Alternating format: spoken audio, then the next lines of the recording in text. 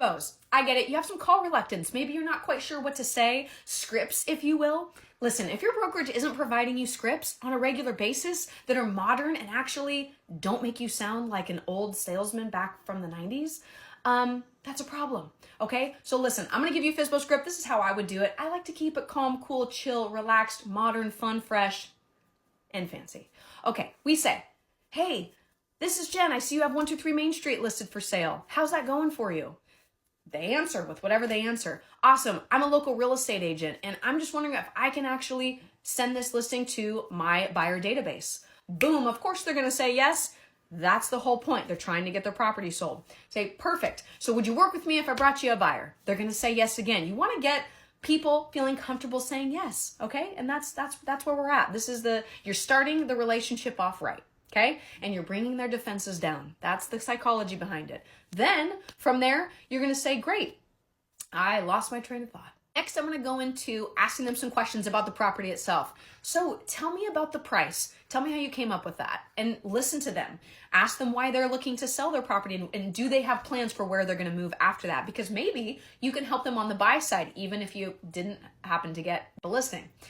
So from there, I would then take it further and be like, okay, how long has it been on the market? It's showing me here. It looks like, maybe a few weeks or maybe 30 days, whatever it is. And they're going to confirm, how are showings going for you? Are you getting a ton of phone calls from real estate agents just like me? Make it funny, make it fresh, throw a joke in there. Did I say fresh? Make it fresh.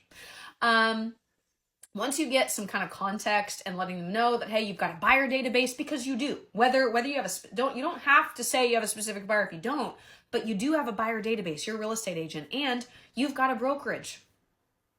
There's buyers everywhere, okay?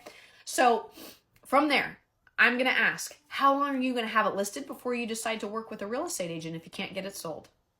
And then you do this.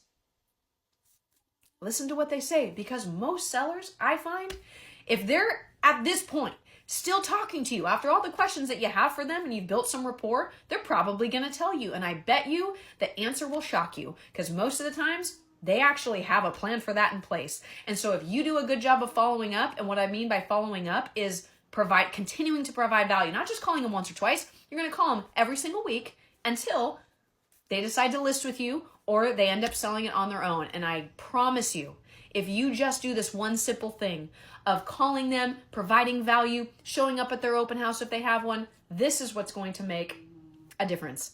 Follow me for more real estate scripts and honestly, a little humor.